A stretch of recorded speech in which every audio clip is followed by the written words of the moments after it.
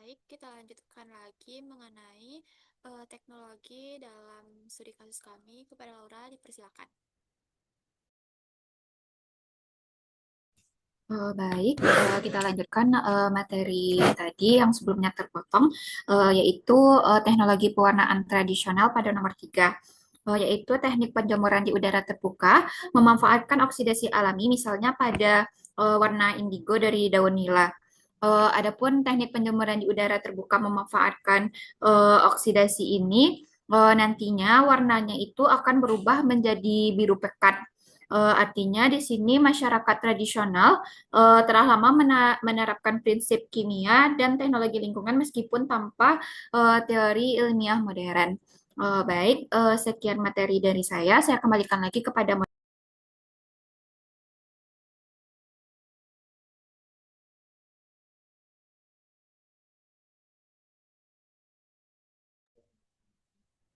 Baiklah, terima kasih kepada Laura. Untuk selanjutnya akan dijelaskan oleh Dian. Kepada Dian, dipersilakan.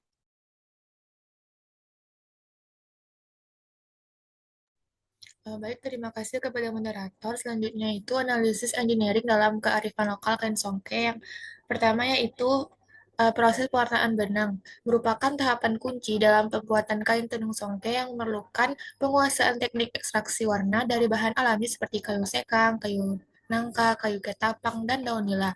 Teknik ini melibatkan penyiapan bahan pewarna, ukuran potongan bahan untuk optimasi luas permukaan, pengendalian suhu perebusan untuk laju ekstraksi, serta pengaturan konsentrasi larutan warna.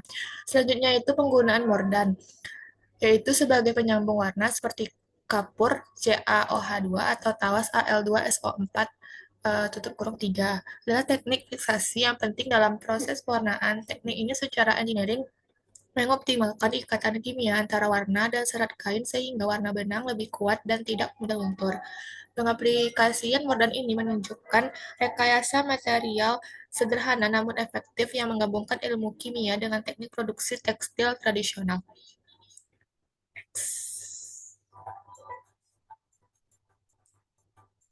Selanjutnya, perancangan alat tenun tradisional seperti lihu, pesa, beria, dan alat-alat bantu lainnya, walaupun tidak secara langsung terkait ilmu kimia, merupakan bagian teknik pengolahan tekstil yang memungkinkan proses tenun berlangsung efektif dan rapi sesuai motif yang diinginkan. Jadi, secara keseluruhan, engineering pada proses pembuatan kain tenun songke melibatkan rekayasa proses pewarnaan dengan pengaturan variabel fisika, kimia, berupa luas permukaan, bahan pewarna, suhu, konsentrasi, serta penggunaan bahan fiksasi yang semua berkontribusi pada kualitas produk akhir kain tenun yang tahan lama dan estetis. Nah, jadi dengan demikian, bagian engineering dari artikel ini mengedepankan teknik pengolahan bahan alami dan aplikasi prinsip kimia tradisional yang menghasilkan inovasi teknik tekstil lokal yang berkelanjutan dan autentik.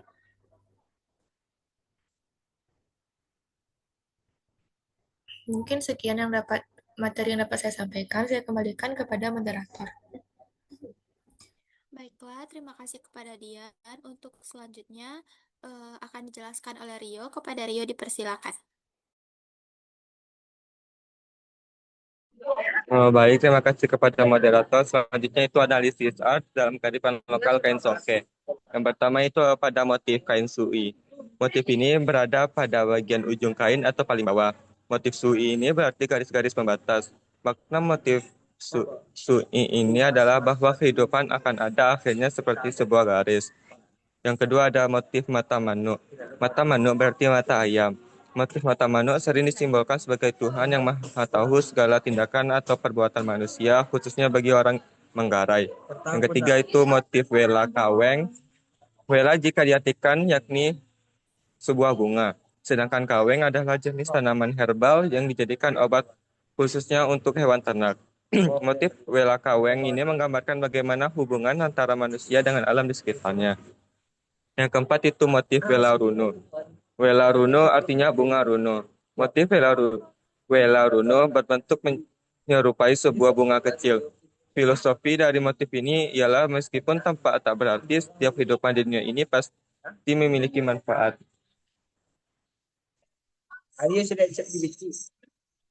Yang kelima itu motif jok. Motif jok adalah sebuah motif menyerupai bentuk rumah adat. Motif ini melambangkan persatuan, baik persatuan menuju Tuhan maupun persatuan dengan sesama manusia serta alam sekitar. Yang keenam, motif ranggong. Ranggong berarti binatang laba-laba. Bagi masyarakat Manggarai, laba-laba adalah hewan yang ulet dan bekerja keras dalam hidupnya. Jadi, motif ronggeng ini merupakan simbol kejujuran dan kerja keras. Yang selanjutnya itu motif Tala. Tala artinya bintang. Motif Tala adalah sebuah motif yang memiliki makna bahwa hidup harus tumbuh dan terbang setinggi bintang.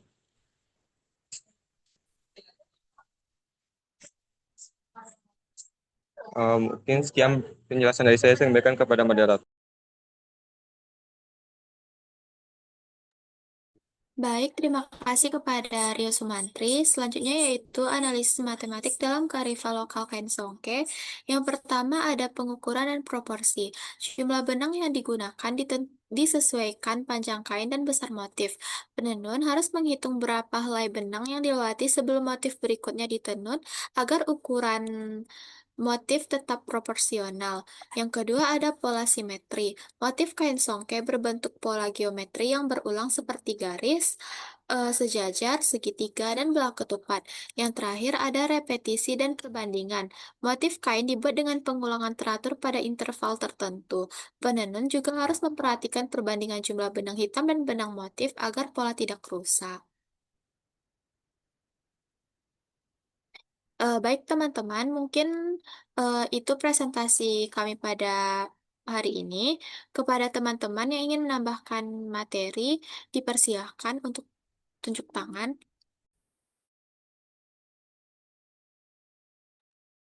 Baik, jika tidak ada, kita masuk ke dalam sesi diskusi. Untuk penanya, dipersilakan kepada 3 orang.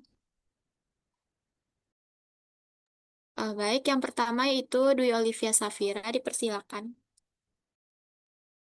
Baik, terima kasih kepada kelompok penyaji. Izin teman-teman semuanya, perkenalkan nama saya Dwi Olivia Safira dengan NIM 2323151. Pertanyaan saya adalah, tadi kan kelompok penyaji menjelaskan tentang studi kasus etnokimia terhadap kain songke.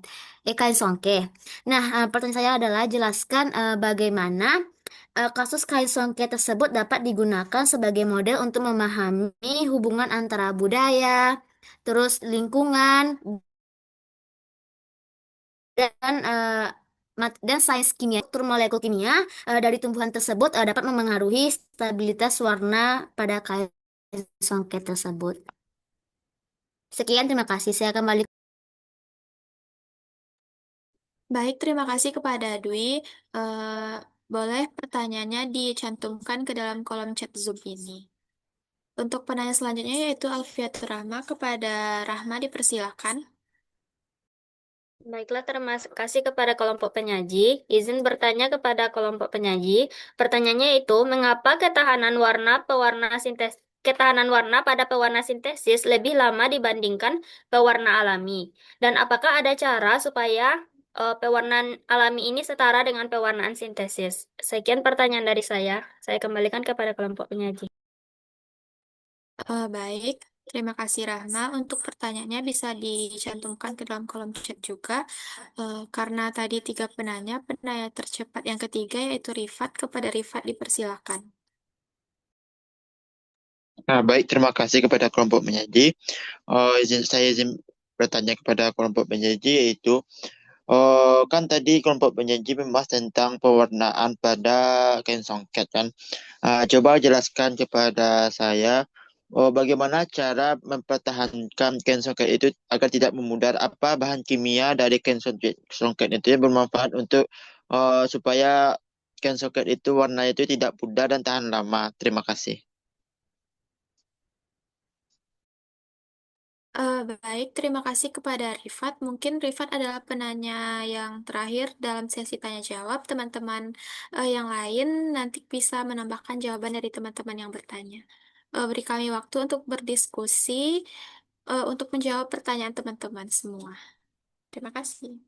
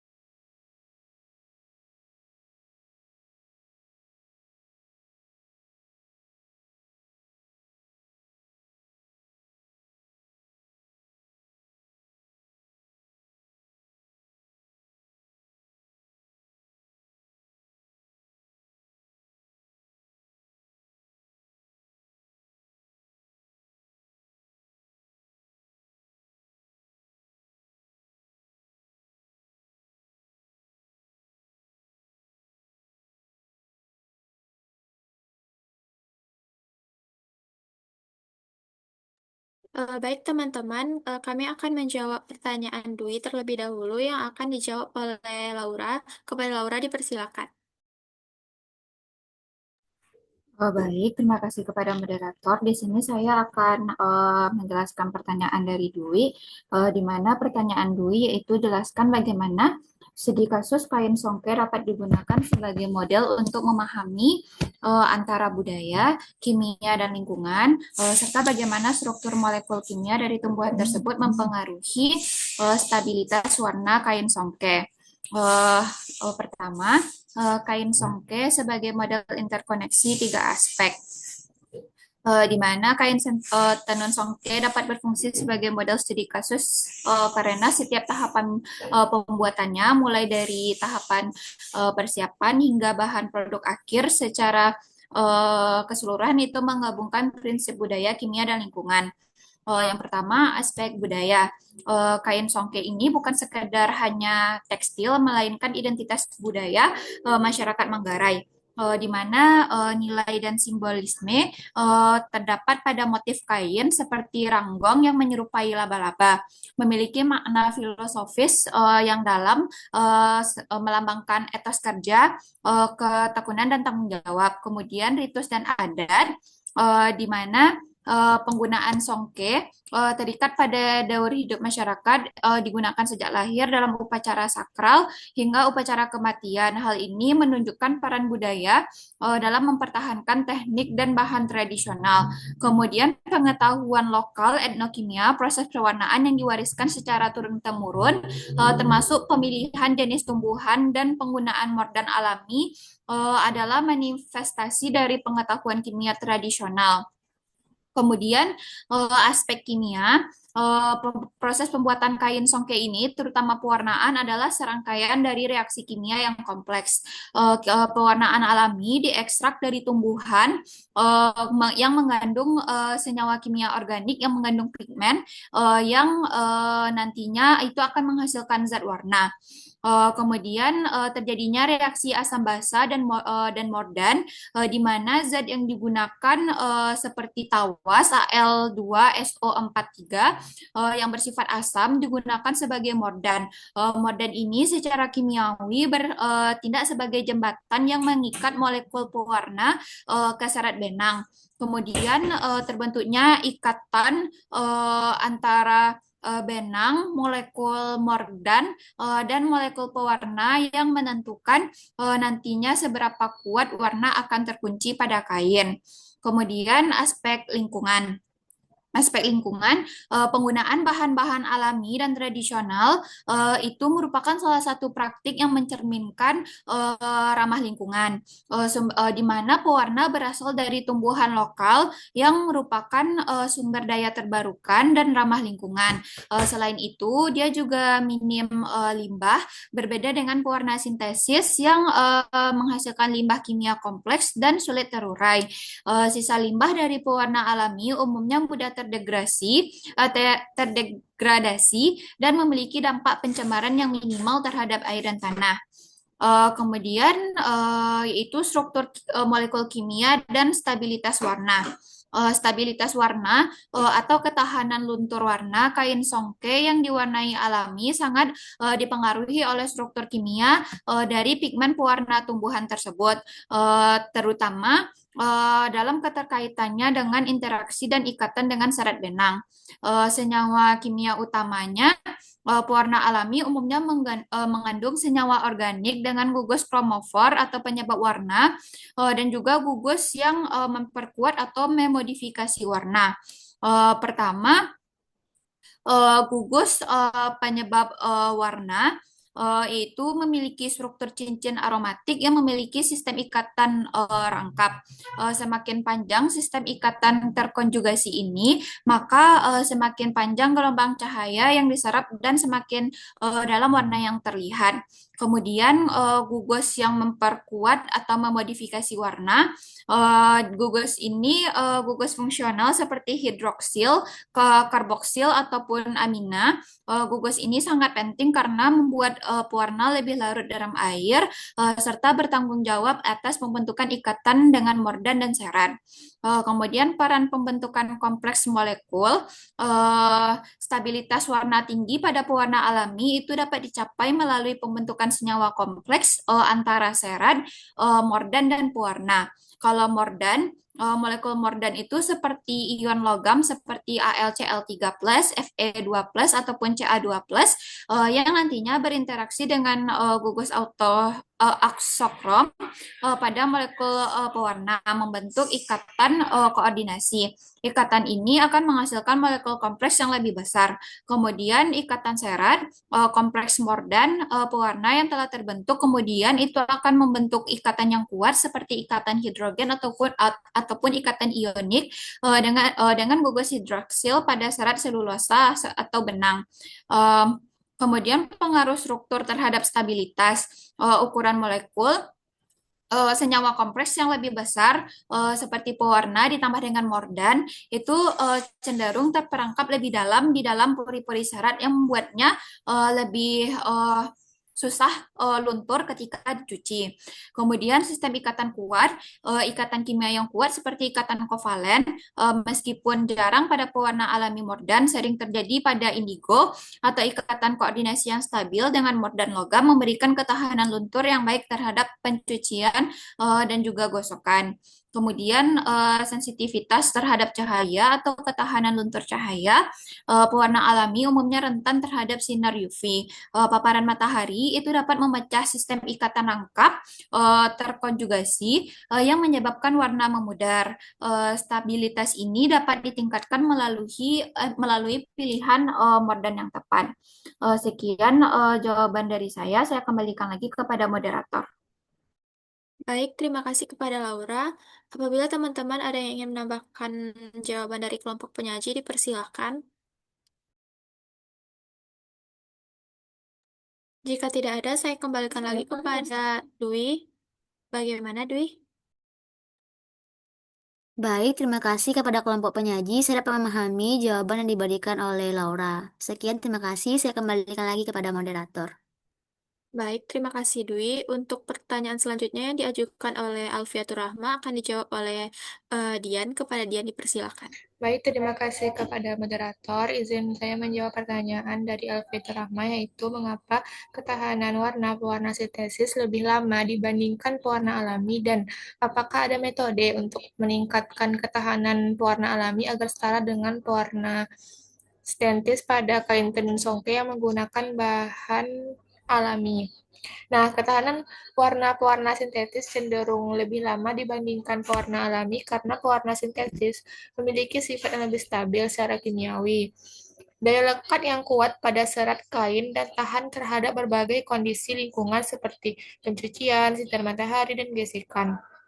Nah, sebaliknya pewarna alami lebih mudah kusam dan luntur karena konsentrasi pigmen yang lebih rendah, spektrum warna yang terbatas, dan ikatan warna yang kurang kuat dengan serat kain.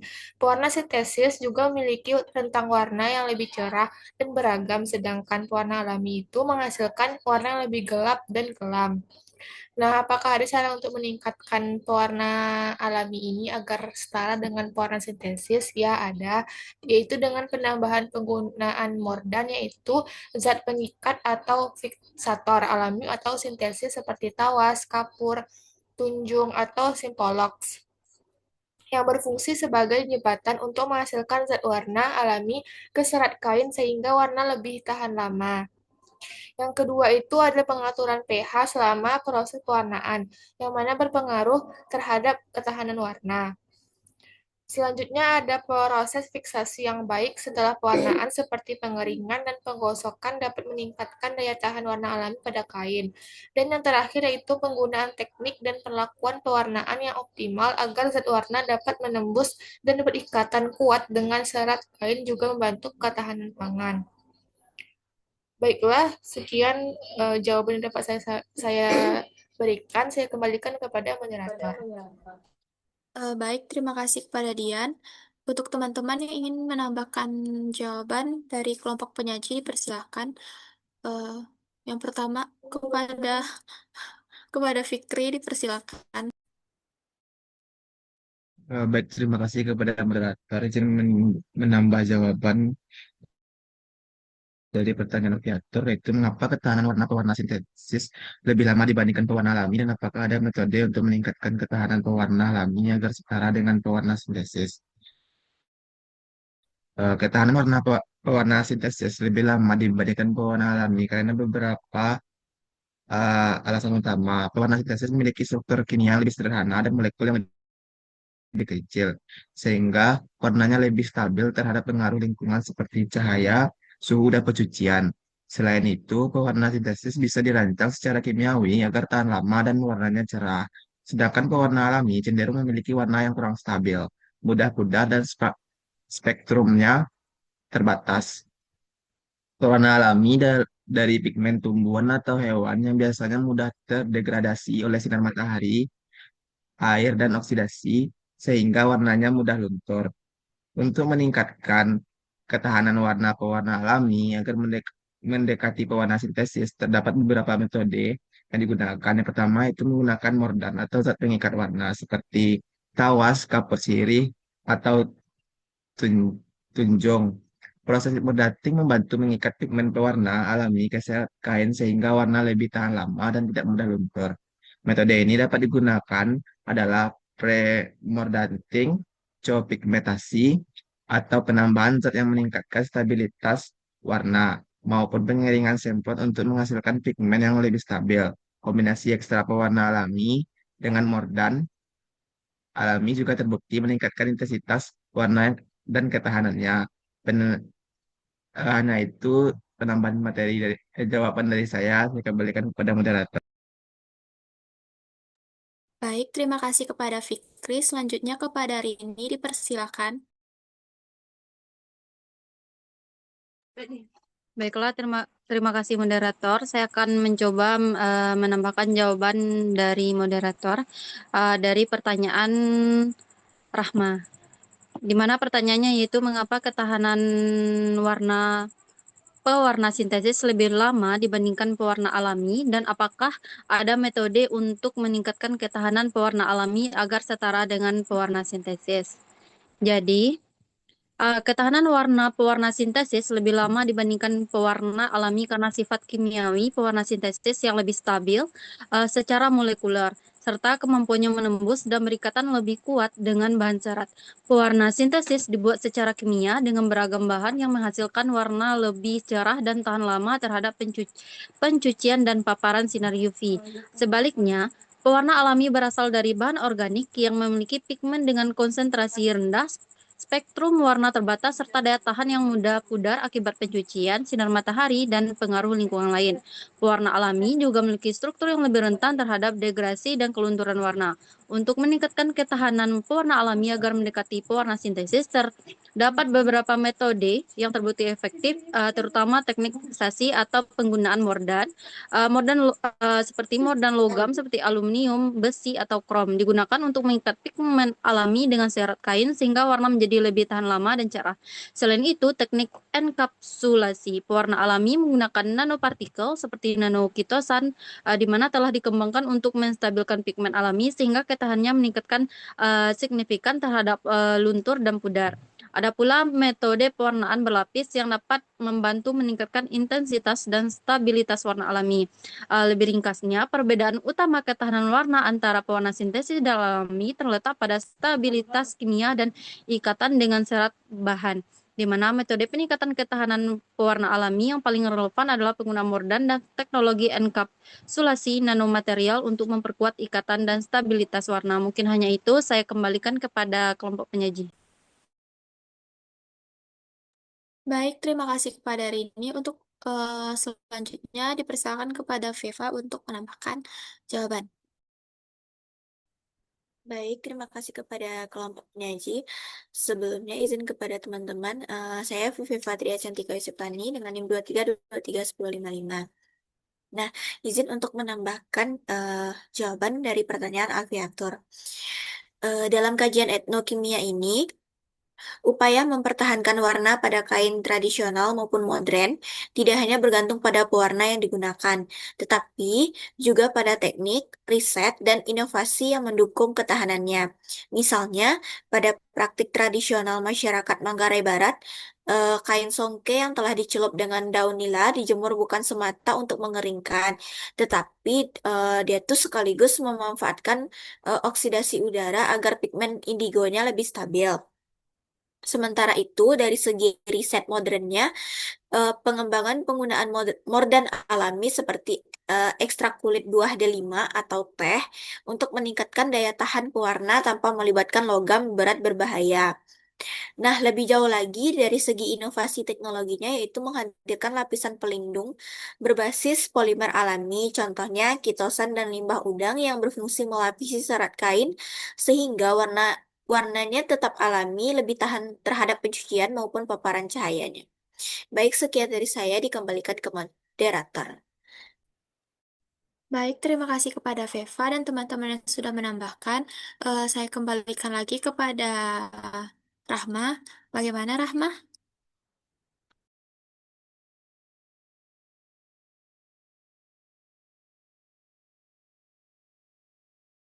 Terima kasih atas jawaban dari kelompok penyaji dan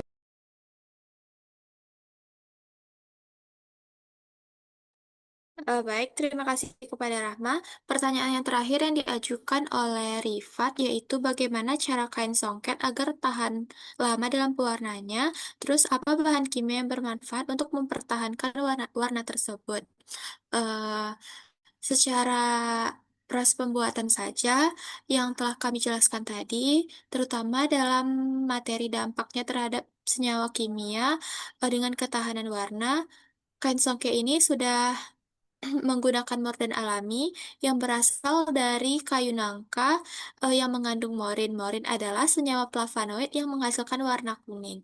Kemudian flavonoid ini adalah senyawa yang bisa menghasilkan mordan.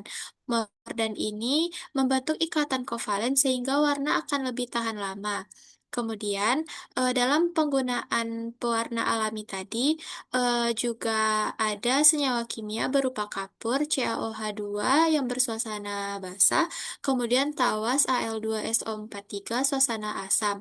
Ini sudah saya jelaskan pada slide presentasi tadi. Kemudian, kain dengan mordan saat pencucian akan tahan luntur. Kemudian dengan senyawa flavonoid, kain akan lebih tahan terhadap degradasi warna. Selain itu, untuk mempertahankan warna pada kain songke ini, setelah jadi, kita bisa merawatnya dengan menghindari menjemur kain songke di bawah sinar matahari langsung karena dapat menyebabkan warna pudar dan serat kain menjadi rapuh. Kemudian, penyimpanan kain songke ini di tempat yang kering serta sejuk, kemudian hindari tempat yang lembab agar tidak muncul jamur. Selanjutnya, dalam mencuci kain songke, hindari menggunakan mesin cuci atau deterjen yang keras.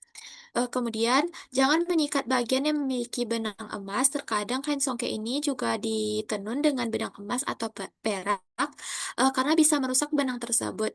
Kemudian, terakhir, setelah dicuci, jemur atau keringkan di tempat yang teduh, dan hindari penggunaan mesin pengering untuk mengeringkannya. Mungkin sekian dari saya. Sebelum saya kembalikan kepada Rifat, apakah dari teman-teman ada yang ingin menambahkan jawaban? Dipersilahkan kepada Anita. Baik, terima kasih kepada moderator. Perkenalkan nama saya Nita Zafira dengan NIM 231042.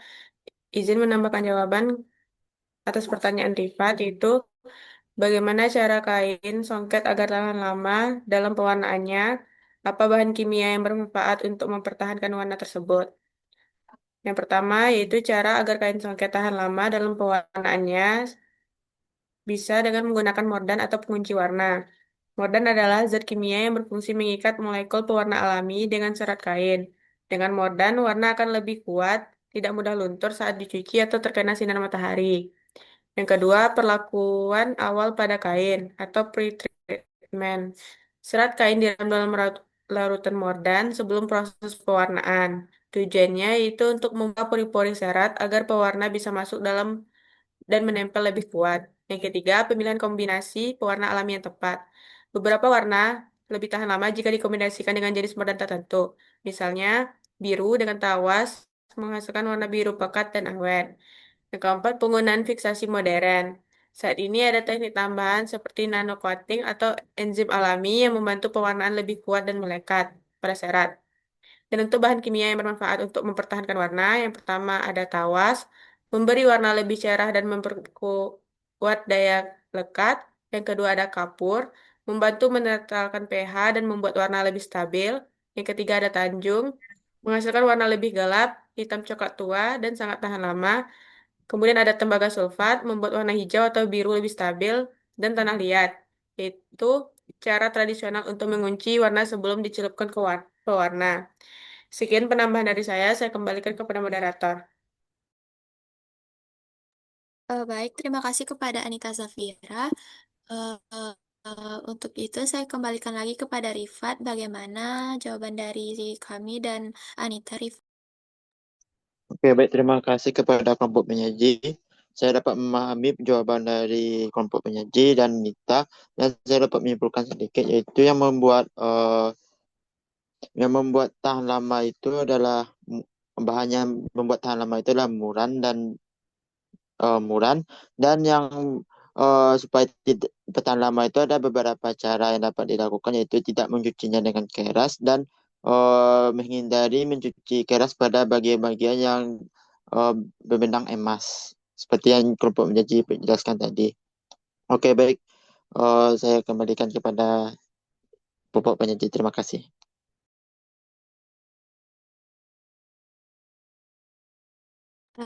Baik, terima kasih kepada Rifat.